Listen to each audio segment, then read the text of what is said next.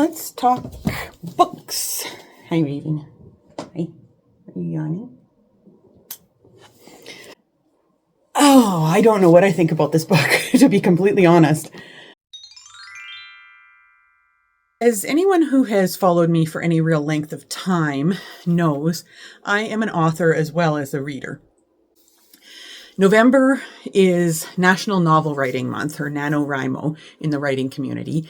And typically you try and write 50,000 words over the month of November. They have an official website and everything, but a lot of us will still participate in it even if we don't do the official one. So this year, because I'm editing my 5th book, I decided I'm going to set some goals related to that instead for the month. But I also thought, to inspire myself, that since it's National Novel Writing Month, why don't I read a bunch of books where writers are the main characters? I've actually picked 4 books that I'm going to read in this vlog, and I'll tell you about them each as I get to them. But the first one that I'm going to read is Yellowface by R.F. Kuang. This is my first R.F. Kuang book, but I really, really want to read her one, Babel. But it's a massive tome. So I thought I would start with this one because it looked really interesting and it's quite a bit shorter. I also, for another challenge that I'm doing, I needed to read a book with a villain or an anti-hero as the protagonist. And this one fits that prompt. So this book follows a woman named June Hayward. At the very beginning of the book, she is with this friend of hers named Athena Liu. Athena is an Asian American author, and they both went to college together, and that's where they first met. Over the course of their time in college and then beyond, because they happened to always be in the same area, the two of them kept up a friendship, even though you quickly find out that June is very jealous of Athena because they both are trying to be writers, and Athena has been successful and June hasn't. So Athena, when she finished college, her first book was picked up and got a bunch of awards, she got a huge deal. On the other hand, June's first one was kind of a flop. A publishing house that was going to publish it collapsed. And so they're on two opposite ends of the spectrum. But Athena is still friends with June, in spite of the fact that she's much more successful. And in spite of the fact that you find out in the first chapter or so, because I've started it and I had started it the other day and I got to chapter 4, and you find out in the first little bit that Athena is very friendly and outgoing and happy to have June as her friend and invites her to all kinds of things. And she doesn't have a lot of other friends, whereas June is very jealous of her. At the beginning, the two of them are celebrating Athena getting a Netflix deal for one of her books. That night, they're at Athena's place, and Athena shows June her newest completed manuscript, which nobody else has seen, not even her editors have seen. Nobody knows what it's about or anything, but it's her completed manuscript. Then later in the evening, Athena ends up dying suddenly. June, well, she's also called 911, goes and takes this manuscript. Originally, her thought is she's just going to read it.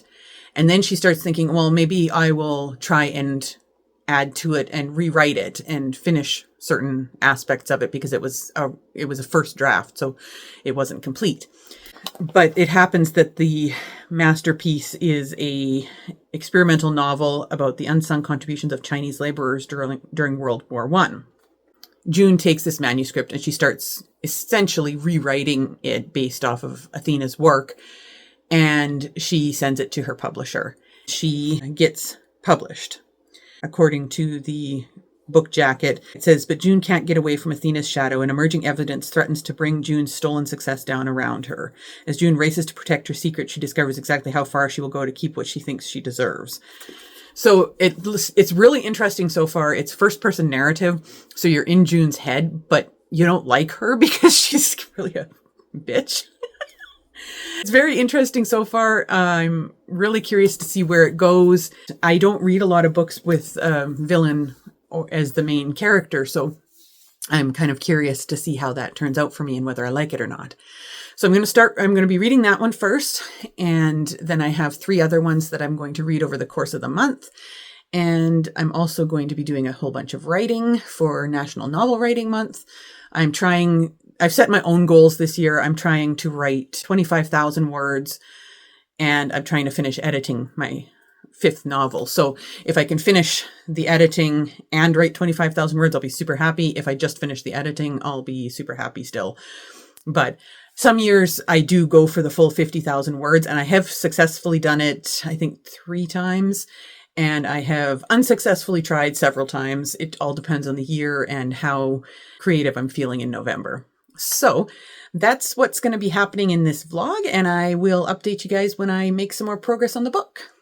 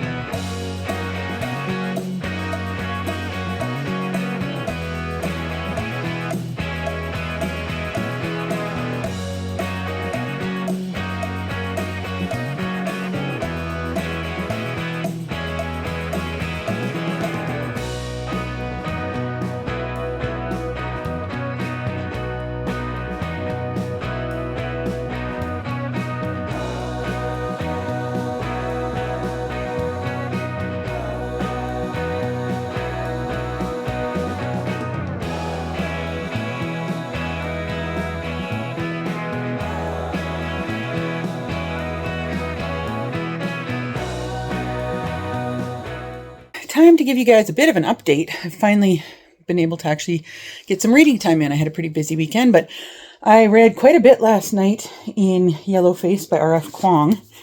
I am at chapter 12, which is page 155. This is an interesting book. I'm not used to reading books where the main character is a villain or a very unlikable person. And so I'm having a little bit of a hard time being in this character's head for this long. I really don't like her. You're getting the whole thing from June's point of view, and it's really interesting because there's a lot of racism. Some of it is very overt racism, and some of it is a lot of internalized racism and microaggressions. Because you're getting it from her point of view, she's like acting like there's nothing wrong with the things she's saying or doing, and it kind of drives me up the wall. Just her reactions to other people are driving me up the wall. I mean, it's very well written because this is exactly how you're supposed to feel about this person. She's a terrible person. But then it's also really interesting too, because it goes into the point where I'm at now. People are starting to question her a little more and question what she's doing and why and where she got the information for this book from and everything. You're starting to see the social media cancellation snowball gaining momentum. And that's another interesting commentary on how things are in this age of social media.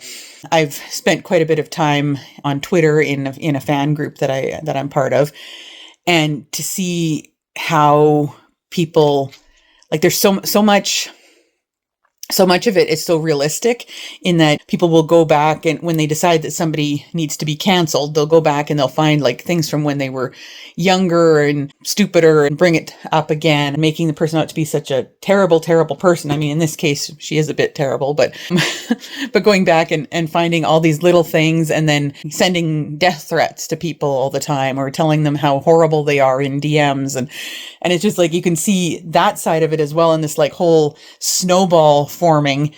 And yet at the same time, this main character kind of deserves it because she's doing things that she absolutely shouldn't, and she's racist and driving me completely insane with her attitude and everything. Because you're in her head, you're getting all her poor me stuff as well. And, oh, what did I do to deserve this? It's not my fault and all this kind of thing, even though she fully knows that she stole the other girl's first draft and then turned it into her own thing. And so anyways, needless to say, it's very well written, and she's doing a very good job of making me very, very frustrated with the main character, but I'm not sure whether I'm enjoying reading it. I'm finding it interesting, but I'm not sure whether I'm actually enjoying reading it because the main character is so unlikable to me. And yeah. So anyways, that's kind of where I'm at now. I'm going to hopefully finish this in the next day or so and then move on to my next writing book. So I will let you know what I think by the time I get to the end of this and whether my opinions are changed at all. I'm hoping that the main character learns something from this, but right now she's in the poor me stage of why is this happening to me? I'm innocent and all these other people are terrible for judging me and all that kind of stage. So we'll see where it goes and I will let you know. Hi. Hi. What are you doing? Are you making biscuits on your blankie? Are you making biscuits?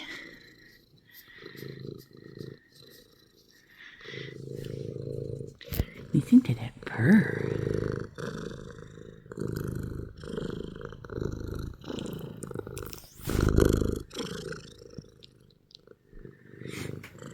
Are you a happy guy? You a happy guy?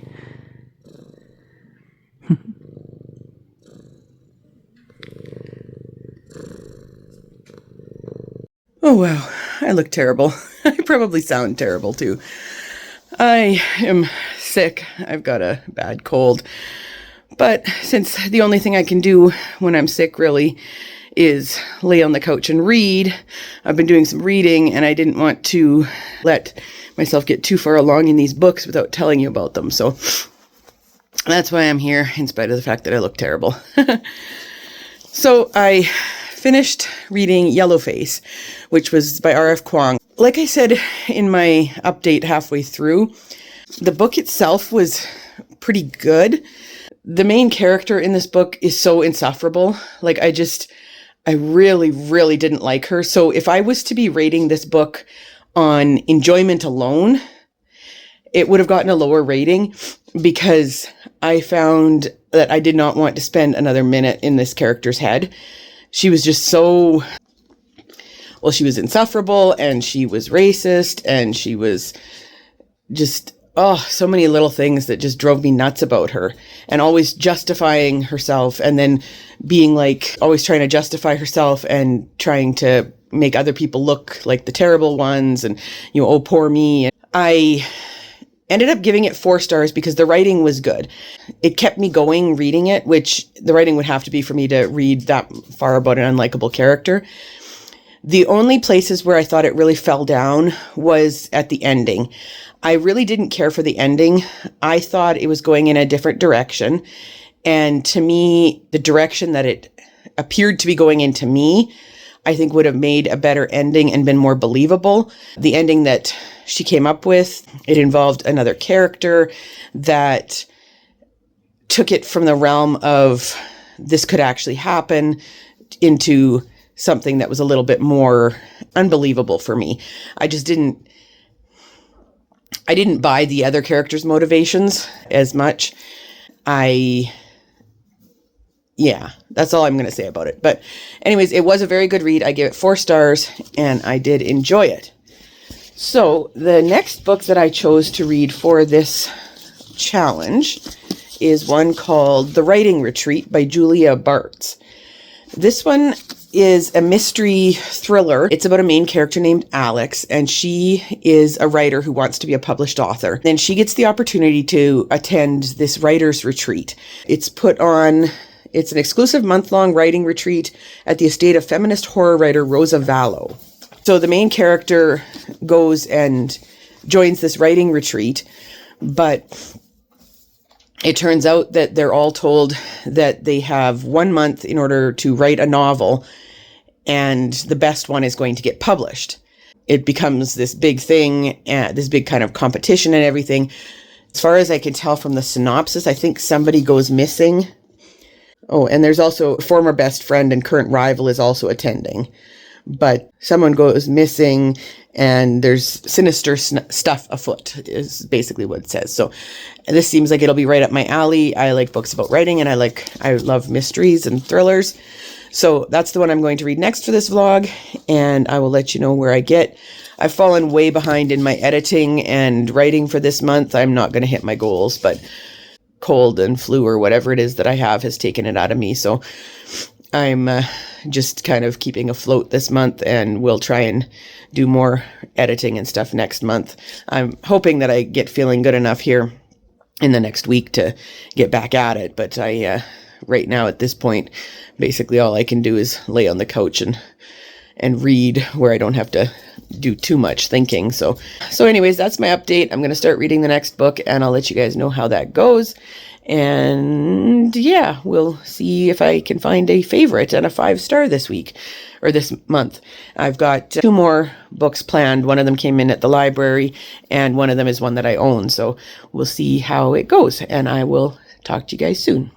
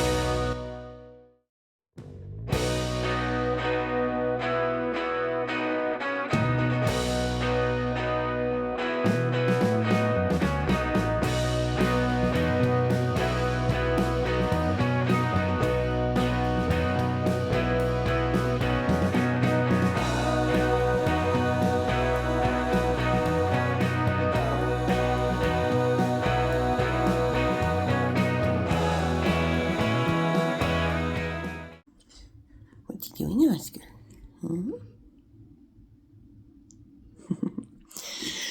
Update time. I have made a little bit of progress, not a ton in this one here. This is The Writing Retreat by Julia Bartz. I'm at around page 50, I think, 47.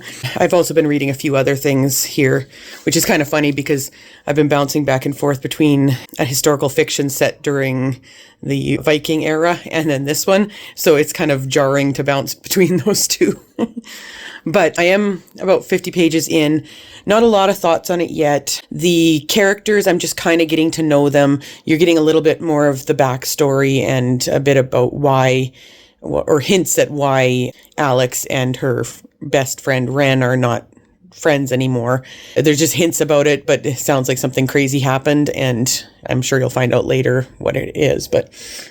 And now she's just arrived at this retreat, and so far she thinks that her friend is supposed to be there as well, but so far she's not. So we'll see where that goes. So far, the voice of the character, I'm not minding too much. I find it kind of funny reading Yellowface and then reading this one. The way authors are portrayed is kind of funny because I've been a writer my whole life and I am a self-published author, but it just seems like everything is so kind of glamorous and dramatic and everything. And the majority of a writer's life is not like that. But I guess maybe when you're one of those people who makes it big, I guess your life could be a little more glamorous. I'm not 100% sure what I feel about the characters right now. So far, the voice is a little bit, you're just kind of learning the character. Alex is going through a real rough spot right now because of losing her friend, whatever this is that happened between them. And she's been having severe writer's block ever since that happened. And so it's been like a year or two, I think, since then. So she's headed to this writing retreat in the middle of massive writer's block. So we'll see how that goes. So yeah, I'm going to do some more reading tonight. I did a little bit of writing today. Finally, again, starting to feel a little bit more human again now after this severe cold that I had. It's been about a week and a half and I'm still just recovering now. So I will see you guys soon and let you know what I'm thinking about this book. Hello, everyone. Time for a little bit of an update here. I read some more in the Writing Retreat by Julia Bartz here yesterday. I got to page 140, so I'm almost close to half. And I thought I would share some thoughts. I'm going to continue this vlog into December because I was sick for 2 weeks, so I haven't gotten all the reading done that I wanted to get done. As you can probably hear from my voice, I had quite a bad cold and I'm still getting over it. But anyway, so the Writing Retreat, I'm about halfway through and I'm not sure what I think of this book so far. First of all, it's at close to 50% and hi Stevie, there hasn't really been any thriller part to it yet. It's kind of mysterious and there's the potential for a haunting, but there's nothing really thrillery about it yet. Nothing has really happened that would put the characters' lives in danger or anything. So I'm not sure if something is going to happen that will make it more of a thriller or what. But right now, the characters are all at this retreat at this Rosa Vallow, who's a feminist horror writer, her estate. She's quite an interesting character. She's very out there and she's like trying to shock them into writing well, sort of thing. So, but I'm not sure if I like the characters or not. And it's kind of a similar experience as I had with Yellowface, where the characters are very dramatic. They're not overly likable. I kind of find even the main character in this one, I kind of find her a little bit insufferable in some cases because she's just like so dramatic about everything. And like there's some interesting history and stuff between her and her friend. They obviously have some bad blood and everything between them, but it just seems to me like the characters are just quite insufferable, which is making me think that I'm probably not going to end up being a Dark Academia lover, because I heard from everything I've heard, Dark Academia is very much insufferable characters in academic settings. So yeah, we'll see when I try that genre. But I'm just not really sure what I think so far, because a lot of it is female drama, and I'm very not into female drama. And that was the same thing with Yellowface as well. It was a lot of cattiness between these women and the way they interact and everything. And I'm finding a similar vibe in this one, although you're actually supposed to like the main character in this one. So I'm not sure. I'll let you know as I keep going in it and see what I end up thinking in the end. It's definitely readable. And I'm finding the setting interesting. But like I say, I'm just not sure whether I like the characters at all or not. And I don't know, at this point, I wouldn't classify it as a thriller, but I'm assuming that some thrillery aspects are going to be happening pretty soon.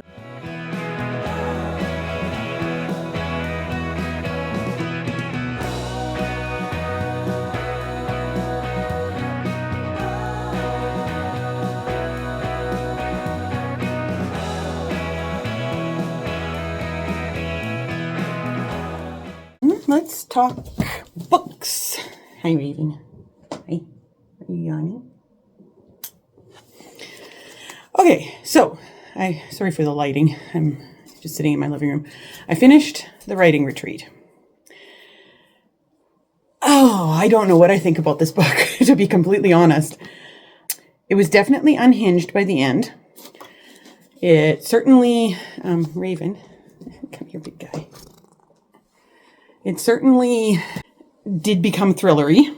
It was about over halfway through before the thriller aspect actually really started. But once they did, it was definitely thrillery. I still didn't care for the characters very much by the end. There was a lot of girls being mean girls. I don't like those kind of characters. I struggle with them a lot. That was one of my problems with Yellowface as well, was that I was really struggling with that character interplay between women. But it definitely, I did not see it coming, what was going to happen. And I ended up giving it is it 3? I think I gave it 3.5 stars. I ended up giving it 3.5 stars because it was still, it was a good read. It's one of those things where you get like halfway through it and I'm not sure whether I loved it or hated it. Like, it's just, my jury is still, it's been a couple days since I finished it and the jury is still out on it as to whether I loved it or hated it. So take that with what you will. Definitely, I think it was, that tickles when you, he's licking my ear. Oh, that tickles. Oh, hi, Little Mr. Raven here got himself neutered here a couple weeks or a week ago. And he's definitely calmed down a lot since then. Now he's just a lover instead of a lover and a fighter. Anyway, but yeah, I can't tell you for sure how I really felt about that book because I don't really know how I felt about it. Part of me thought it was good. Part of me hated it. I didn't like the characters, but they were decently well written. I didn't see the twist coming. Yeah, it was definitely interesting. And Raven, would you stop licking my ear? Oh my gosh. I love you too. I think he likes my shampoo. All right, so the next book for my reading books about writers vlog is going to be The Word is Murder by Anthony Horowitz. Now, I have actually started this one, and last night I got 88 pages in. This book is a mystery story. It follows a detective. He's kind of a disgraced detective named, what is his name? Daniel Hawthorne. He's a disgraced police inspector, but he is really good at what he does. So even though he's been fired from the police force, he does get hired by them when they come across a murder or something that is really hard to solve. There's something odd about it. At the beginning of this book, you find out that this woman, her name is Diana Cowper, I believe. Diana Cowper. She walks into a funeral home and plans her own funeral. And then 6 hours later, she is murdered. So it's unknown whether there's actually a connection with that or if it's just a coincidence that happened, but it's a strange one. They have no leads, so they call in this Daniel Hawthorne to investigate. Now, where the writing comes in with this one is that Hawthorne decides that he wants somebody to write about his cases, sort of like Sherlock Holmes. So he needs a Watson. So he contacts author Anthony Horowitz, who is a character in Anthony Horowitz's book, and asks him if he will come and write for him, because they have a bit of a history, because Horowitz works on movie scripts and everything. And so he was involved with consulting on a movie or a TV series. So they do know each other, but Hawthorne is a bit of a character that Horowitz finds very annoying. So he's not sure he wants to do it. Things happen and he decides he will. So far, I'm really enjoying this. I like his writing style. There's a lot of humor in it, but he's also really good at describing things. Like, I marked a couple here. I love the way he describes this guy. So this is the funeral director he's describing. He says, Irene Laws disappeared down the corridor, reappearing a few minutes later behind a man who so exactly suited the image of the funeral director that he could have been playing the part. There was, of course, the obligatory dark suit and somber tie, but the very way he stood seemed to suggest that he was apologizing for having to be there. His hands were clasped together in a gesture of profound regret. His face was crumpled, mournful, not helped by hair that had thinned to the edge of baldness and a beard that had the look of a failed experiment. He wore tinted spectacles that were sinking into the bridge of his nose, not just framing his eyes, but masking them. You know, I love that description. It's just very visual. You can really see the image of this guy. And then this actually made me laugh out loud. There's just there's this like layer of humor to everything that he's writing that I am really enjoying. And so he's describing Hawthorne. He's saying, I got the feeling that he might have been a very handsome as a child, but something had happened to him at some time in his life so that although he wasn't ugly, he was curiously unattractive. It was as if he had become a bad photograph of himself. I love that image. The guy became a bad photograph of himself. It's such a good image. And I had marked one other thing. I put one other tab in here. Just like a hint of like his humor in the way he writes. They're at the home of the woman who was murdered, and they're walking through it to investigate, and Hawthorne is looking at various things, and Horowitz is following him around. And so he says, only a week ago, a middle-aged woman would have undressed here, standing in front of the full-length mirror, sliding into the queen-sized bed with the copy of Stieg Larsson's The Girl Who Played with Fire that was lying on the bedside table. Well, at least Mrs. Cowper had been spared the slightly disappointing ending. It's just a little thing like that just kind of took me off guard and made me like laugh. It was, yeah, quite funny. So I'm on to page 88. Very much enjoying this. It is a very quick read. I was able to read quite a bit in a short period of time last night. So quite a quick read, and I am definitely enjoying that one so far. So I'm going to keep reading it, and I have one other one that I'm hoping to read for this vlog, so I've still got a little ways to go yet. I will let you guys know how it goes. I'm going to be headed out tomorrow up to the city to go and watch RM from BTS's documentary for his album, Right People, Wrong Place, is I think what the documentary is called, because the album is Wrong People, Right Place. RPWP. Right People, Wrong Place. Yeah, because we call it RPWP. I don't know why I'm drawing a blank on that. Anyways, I'm going up to watch RM's documentary, so that should be fun, and do a little bit of Christmas shopping, so I might do a little vlogging during the day while I'm doing that. I'm going to take my book with me. So far, this one is leaning towards being a better book than the other two for me. So I'm hoping that this one will be at least a 4 or 5 star. I did give 4 to Yellowface, but it was a 4, but I didn't enjoy it. But the writing was very good. This one here, like the writing was decent too, but I think the difference between this one and Yellowface for me was that from going into it, the main character in Yellowface, you knew you were following the anti-hero or villain. Whereas in this one, your main character, you're supposed to like them, and I didn't like them. So that's kind of why that one got a 3.5 from me, whereas Yellowface got a 4. But so far I am enjoying this one. So I will update you guys when I get a little further. Okay, so in my last clip there, I was trying to remember what RM's album was actually called. The album is Right Place, Wrong Person. The documentary is Right People, Wrong Place. And that's why I was so confused. I knew it was one or the other, and oh my gosh, I love that album, by the way. You should listen to it. I listened to it a lot. It was actually my top album on Apple Music this year. So anyways, I just thought I would update you with the correct name for the album and the documentary, and it is very cool. Anyways, and Stevie wants to say hi. Don't you, Stevie? Hey? How's my girl, Stevie?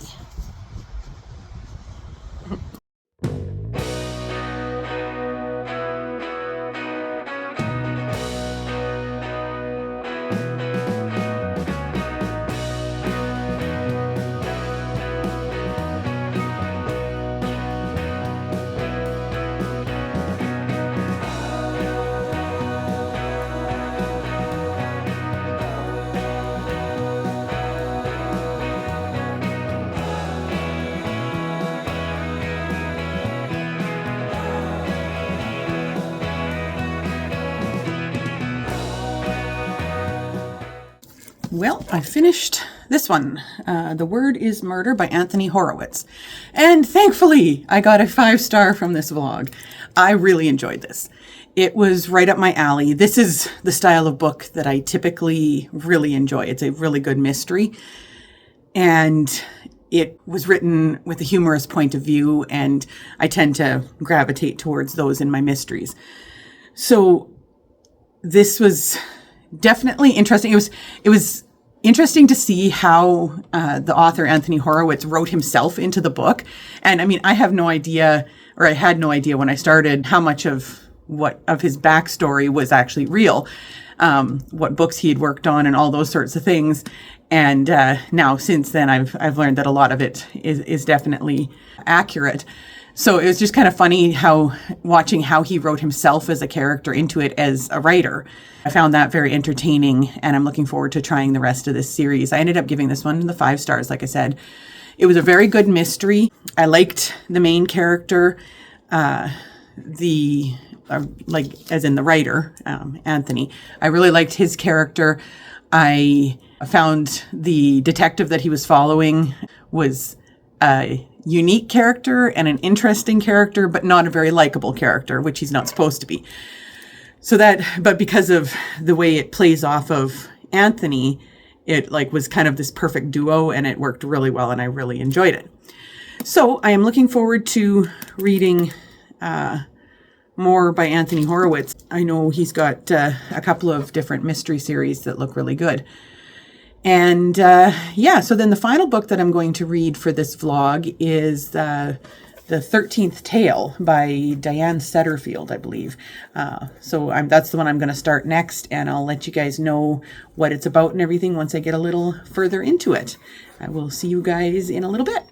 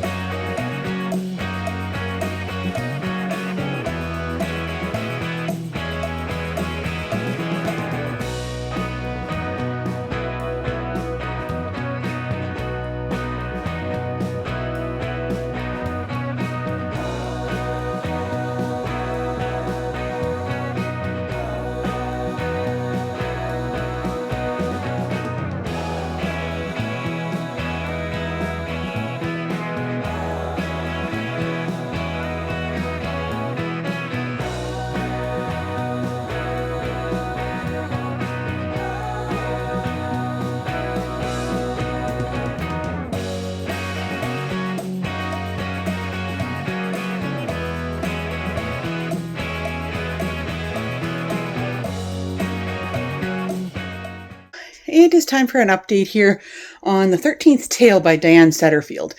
So I have actually gotten quite far into this one. I'm about 118 pages. It's a 400-page book, though, so that looks like a bit, but it's not too much. And I realized I hadn't actually told you guys much about this one.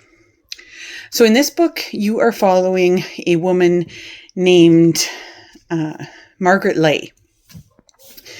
She works in her father's antiquarian bookshop, and he collects old books, and he's also finds rare books to sell for people and that kind of thing.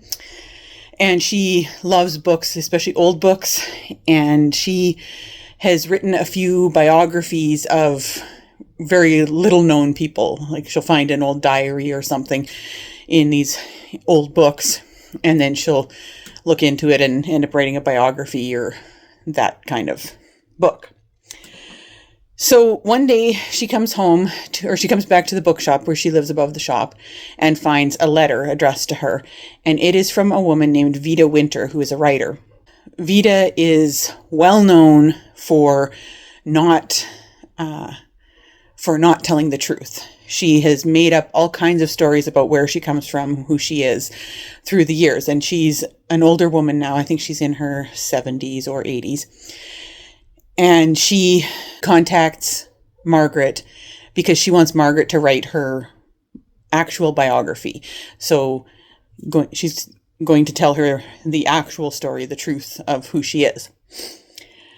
So Margaret kind of reluctantly agrees to go and do this, even though she doesn't think that she's the right person for it because she's not actually a professional biographer.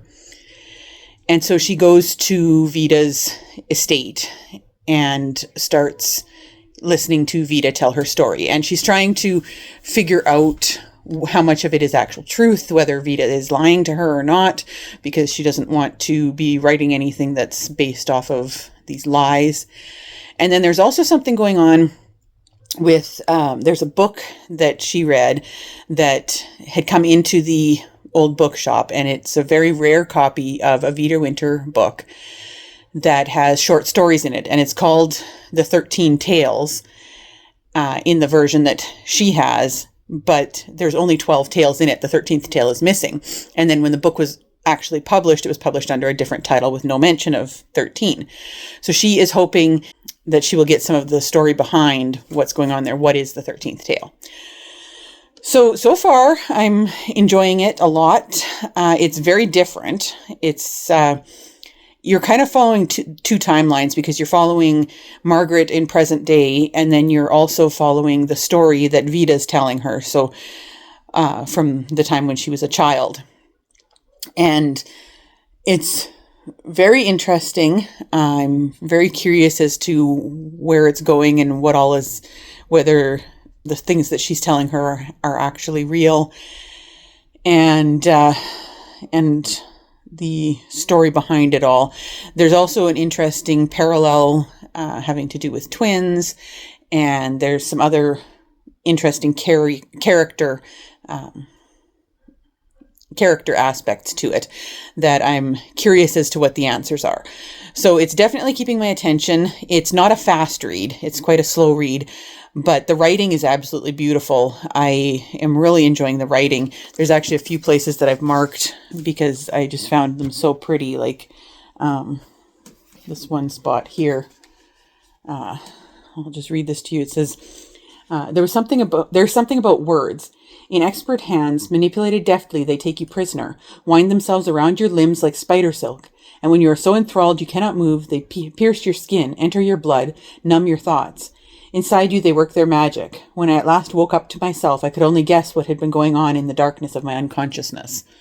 I love that. It's just such a beautiful section of writing, and I'm really enjoying that about her writing. It's lyrical and beautiful, but not with an air of pretentiousness. It is the character's voice that is like that, not that, you're just getting the writer saying these things.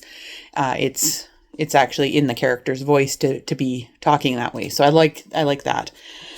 So anyways, I'm going to keep reading that, and I will let you guys know when I get further what I think of it.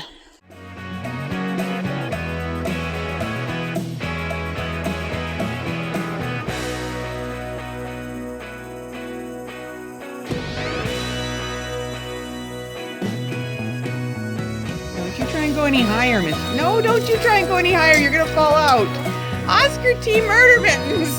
Oh my God. Yes. Oh Lord.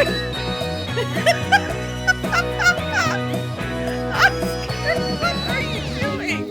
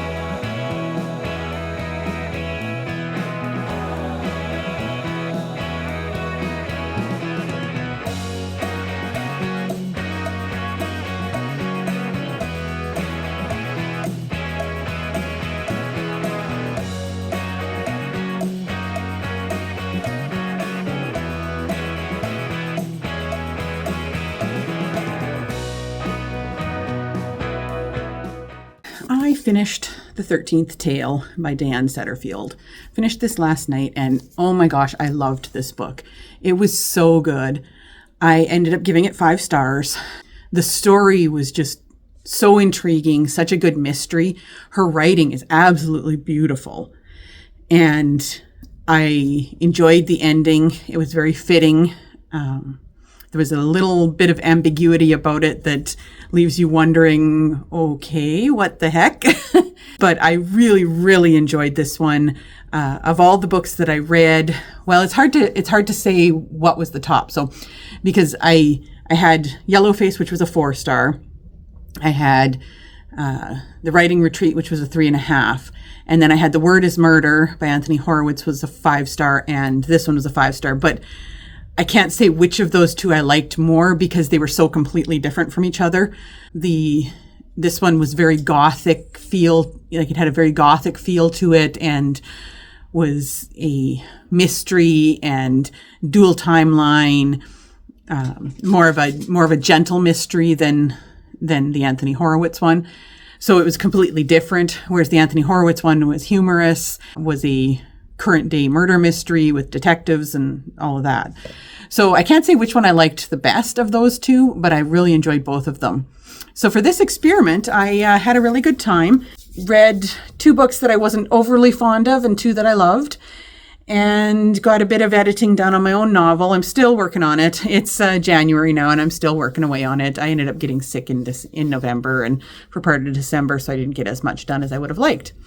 But I did get this vlog done now, and I will get that posted for you. Let me know down in the comments 2 things. Let me know if you've read any of these books and what you thought of them. And also let me know if you have ever written anything. I'm curious as to if there's other writers out there. So, yeah, let me know down in the comments what you think. Leave me a like if you enjoyed this and subscribe if you haven't already. And I will see you guys soon on my next video. Bye.